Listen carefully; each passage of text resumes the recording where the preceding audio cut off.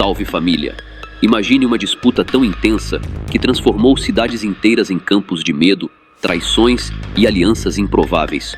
Um conflito onde cada decisão podia significar a vitória ou a queda. Nesse cenário caótico, dois gigantes se enfrentaram. De um lado, o cartel de Medellín, do outro, o cartel de Cali, movendo peças com precisão cirúrgica até virar o maior adversário do homem mais temido do país. Hoje você vai entender exatamente como tudo isso aconteceu. Mas antes, já clica no like, se inscreve no canal e considere virar membro para apoiar meu jornalismo independente. Bora pro vídeo.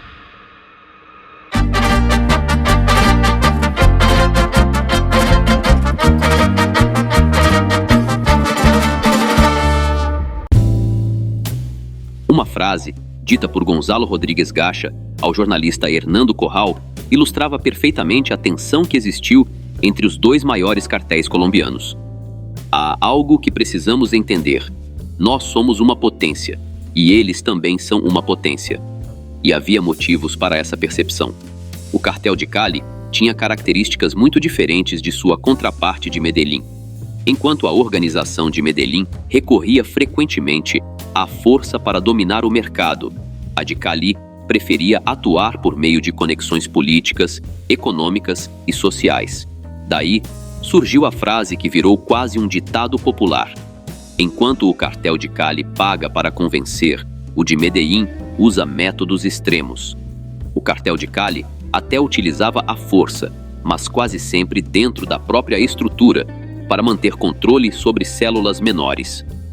Ainda assim, a intensa disputa que travou contra o cartel de Medellín mostrou que também tinha capacidade de enfrentar confrontos quando necessário. Mas afinal, por que começou a guerra entre os dois grupos? Existem várias versões. Alguns falam em disputa por mercados internacionais. Outros citam rivalidades pessoais ou questões de honra. O fato é que, desde muito antes, ambos já se diferenciavam pela forma como lidavam com o Estado. Como mencionado, Cali apostava na infiltração e na corrupção. Medellín, na confrontação direta. Uma sequência de acontecimentos contribuiu para acender o conflito. Desde o incidente envolvendo o ministro Lara Bonilla, figuras de Cali passaram a se afastar de Pablo Escobar.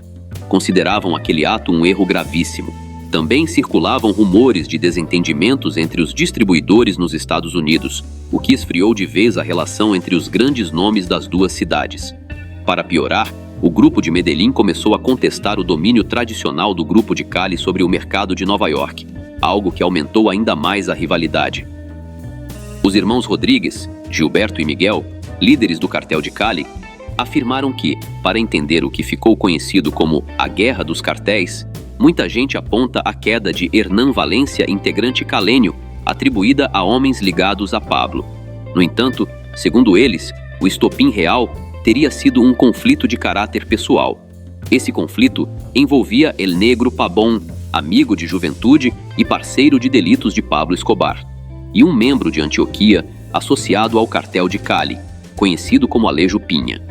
Os dois haviam dividido cela nos Estados Unidos ao lado de Pacho Herrera, por volta de meados dos anos 80. Durante esse período, Pabón defendia Pinha de ameaças feitas por outros detentos. Quando Herrera deixou a prisão, levou Pinha para Cali. Antes disso, Pinha prometeu a Pabón que cuidaria da esposa dele enquanto estivesse preso. Mas ao voltar para Medellín, Pabón descobriu que Pinha e sua esposa estavam tendo um caso. Sentindo-se traído e com o apoio de Pablo, Escobar pediu a Pacho Herrera que entregasse Pinha. Pacho recusou e, mais que isso, deu suporte a Pinha para que se escondesse em Cali. A partir desse momento, Pacho sabia que poderia sofrer represálias, já que Pabón tinha fama respeitada no submundo. E foi exatamente o que aconteceu. Pablo Escobar entrou em confronto direto com Pacho, porque sempre defendia seus homens, especialmente Pabón, a quem conhecia desde os primeiros passos na vida criminosa no bairro La Paz, em Envigado.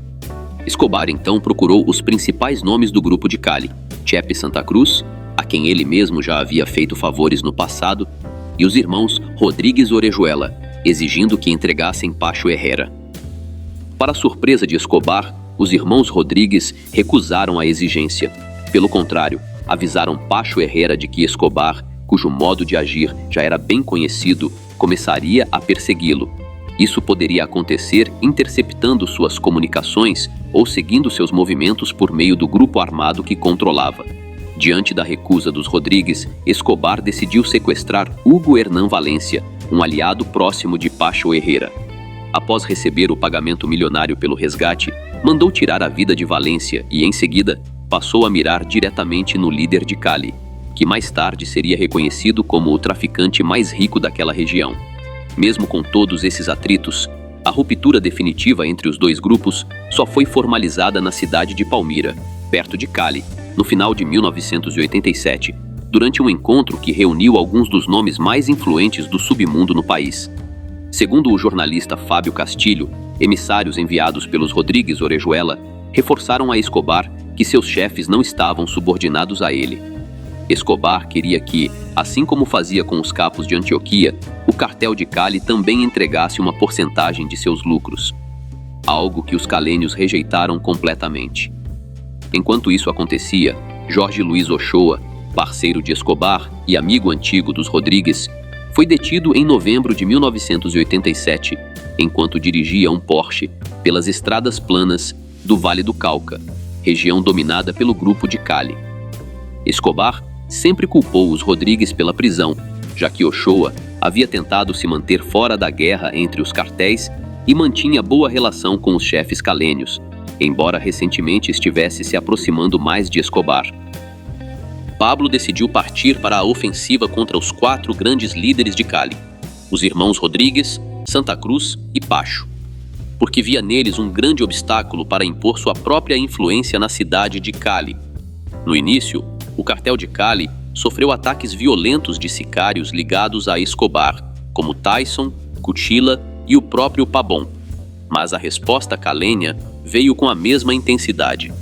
Na madrugada de 13 de janeiro de 1988, Pacho, com a ajuda de Miguel, um integrante do grupo ETA, que havia prestado serviços ao cartel de Medellín e que, por isso mesmo, acabou sendo eliminado por Escobar, detonou uma carga de 150 quilos de dinamite no edifício Mônaco, no bairro El Poblado, em Medellín. Era o local onde estavam a esposa e os filhos de Escobar, e a explosão revelou parte da valiosa coleção de carros e obras de arte mantida pelo líder do cartel. O ataque foi um indicativo claro de que vários capos, cansados do comportamento considerado arrogante por parte de Escobar, haviam decidido enfrentá-lo diretamente. Ele não pode sair acabando com quem quer, afirmou Pacho. Para ele, o raciocínio era simples. Pablo havia eliminado alguns de seus próprios parceiros sem que houvesse conflito declarado. Se eles estavam destinados a esse mesmo fim, seria melhor lutar em uma guerra aberta. Em resposta ao atentado contra o Mônaco, entre janeiro e maio de 1988, ocorreram 85 ataques com explosivos contra a rede Drogas La Rebaja, pertencente aos irmãos Rodrigues Orejuela, além de emissoras do grupo radial colombiano, propriedades da família Rodrigues e fazendas ligadas aos chefes do cartel de Cali. A guerra entre os cartéis foi insana, provocando a queda de inúmeras pessoas que nada tinham a ver com o conflito. Em Medellín, por exemplo, se um veículo com placas de Cali fosse visto circulando pela cidade, seus ocupantes eram sequestrados e executados. Situações semelhantes ocorreram com comerciantes calênios, eliminados por sicários de Medellín, apenas por suspeitarem que pudessem ter ligação com o cartel rival. A cada semana, surgiam novos mortos dos dois lados, em disputas que ultrapassaram as fronteiras da Colômbia e chegaram a lugares como Miami, Los Angeles e Nova York. Herrera Buitrago, que recrutou antigos pistoleiros de Antioquia para fortalecer sua guerra particular, se tornou o maior inimigo que Pablo Escobar já teve. O líder do cartel de Medellín jamais perdoou o ataque ao edifício Mônaco, onde sua filha Manuela sofreu ferimentos sérios. Por isso, Escobar passou a tentar envolver Herrera em operações de tráfico desmontadas pelas autoridades, além de associá-lo a sequestros, ataques, roubos e crimes diversos. Era tão comum que compras de carros, passagens aéreas e equipamentos utilizados em ações violentas fossem realizadas em nome de Herrera, que o próprio Escobar mantinha uma cópia do documento de identidade do rival. Em 4 de junho de 1989, o cartel de Cali financiou uma ousada operação. 2 helicópteros armados, pintados com as cores da polícia, tentaram chegar até a Hacienda Nápoles para eliminar Escobar e El Mexicano. Um dos helicópteros, pilotado por um capitão da polícia, acabou caindo durante o percurso. Os mercenários que conduziram a ação, David Hankins e Peter McAllister, haviam sido trazidos ao país por El Mexicano. Após concluírem seus trabalhos para o cartel de Medellín, porém, foram contratados pelo cartel de Cali para atacar justamente seus antigos empregadores. Os mercenários britânicos continuaram determinados a atacar Escobar e El Mexicano, mas decidiram abandonar a operação depois da eliminação do candidato presidencial Luiz Carlos Galán Sarmiento. Enquanto isso, o cartel de Medellín reagia com força. Nas ruas começaram a surgir corpos de moradores de Cali que haviam sido torturados. Um dos episódios mais simbólicos dessa escalada aconteceu em julho de 1988, quando envelopes contendo fotos de 5 ex-militares foram enviados a diversos veículos de comunicação. A mensagem dizia que eles teriam sido contratados para viajar a Medellín com a intenção de cometer um ataque. Uma semana depois, os corpos desses homens apareceram acompanhados de outro comunicado: membros do cartel de Cali por tentar atingir pessoas de Medellín. Outro momento marcante dessa guerra foi uma tragédia em Candelaria, no Vale del Cauca. Durante uma busca por Pacho Herrera, que terminou sem resultados, os sicários de Escobar acabaram com 19 pessoas que estavam na fazenda de Pacho durante uma partida de futebol. Como resposta, o cartel de Cali contratou homens como El Flaco Osório, um bandido famoso por assaltos a bancos e casas de câmbio. Ele acabou eliminado por sicários de Medellín, entre eles El Chopo e Arete. Os irmãos Rodríguez Orejuela e Pacho aproveitaram o confronto que Escobar travava contra grupos paramilitares do Magdalena Médio e conseguiram colocar parte dessas forças para trabalhar ao lado da organização de Cali, causando baixas importantes ao líder de Medellín. Além disso, o cartel de Cali se beneficiou de seus amplos contatos na política, na economia, na imprensa, nos órgãos de fiscalização e em setores das forças de segurança. Com esse apoio, e diante do conflito entre os extraditáveis e o Estado, estabeleceram um pacto de não agressão com o DAS, já que ambos tinham um objetivo comum: acabar com o cartel de Medellín. Durante o confronto entre as organizações, os líderes de Cali estavam especialmente atentos a Gonzalo Rodríguez Gacha, conhecido como El Mexicano. Preocupados com o rumo daquela guerra, chegaram a ligar para ele buscando uma posição clara. De que lado você está? Ele afirmou firmemente que estava com seu amigo e sócio Pablo Escobar, uma lealdade que pouco depois custaria sua vida. Um infiltrado do cartel de Cali dentro do grupo do mexicano, Jorge Henrique Velásquez, apelidado de El Navegante, supostamente encarregado de abrir novas rotas marítimas para envio de mercadorias, repassou às autoridades todas as informações necessárias para localizar o capo. Com isso, El Mexicano foi eliminado na região do Caribe colombiano. Mais adiante, quando Escobar já estava recluso na prisão La Catedral, os chefes de Cali deram um passo ainda mais ousado. Contrataram pilotos da Força Aérea para bombardear o local usando explosivo C4 e bombas MK-92, adquiridas por Jaime Eduardo Rueda Rocha, que havia se aliado ao cartel de Cali. Nas proximidades de La Catedral, o grupo de Cali também comprou uma propriedade rural para planejar ataques contra o líder do cartel de Medellín. O plano, porém, foi descoberto por El Chopo, que eliminou 3 pessoas no local. Além disso, membros do cartel de Cali tentaram se infiltrar na equipe de segurança de Escobar. Um desses casos envolveu um homem que tentou se aproximar romanticamente de uma irmã de Otoniel González Franco, conhecido como Otto. A tentativa foi descoberta rapidamente e o infiltrado acabou morto pouco tempo depois. Mais adiante, Albeiro Areiza, conhecido como El Campeón, foi raptado nas proximidades da prisão La Catedral.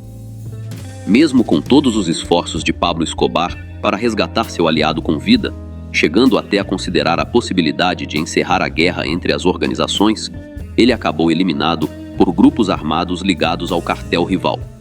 O cartel de Cali entendendo que precisava enfraquecer Escobar financeiramente, iniciou conversas com integrantes do próprio cartel de Medellín, como Kiko Moncada, Fernando Galeano, Fidel Castanho Gil e Rodolfo Ospina. A intenção era convencê-los a abandonar Escobar, argumentando que, com o fim da política de extradição, já não fazia sentido continuar aceitando suas pressões e cobranças. Com o tempo, o cartel de Cali aproveitou as quedas cometidas por Escobar contra os clãs Galeano e Moncada para mudar a opinião de muitos capos sobre ele. Esses grupos, assustados com as ações de Escobar, buscaram a promotoria para denunciar os fatos e, posteriormente, receberam apoio para formar o grupo conhecido como Los Pepes, uma força que acabaria contribuindo decisivamente para o colapso do cartel de Medellín. Apesar de alguns contatos pontuais para tentar alcançar uma trégua e de os irmãos Rodríguez Orejuela terem enviado emissários oferecendo recursos financeiros para encerrar o conflito, nenhum acordo de paz chegou a ser concretizado. Se você quer entender como o cartel de Cali conseguiu derrubar Pablo Escobar e como essa vitória acabou se tornando o começo da própria queda deles, é só clicar no card que está aparecendo aí na sua tela. Descubra como uma das maiores organizações do mundo entrou em colapso e acabou se desfazendo. Até a próxima!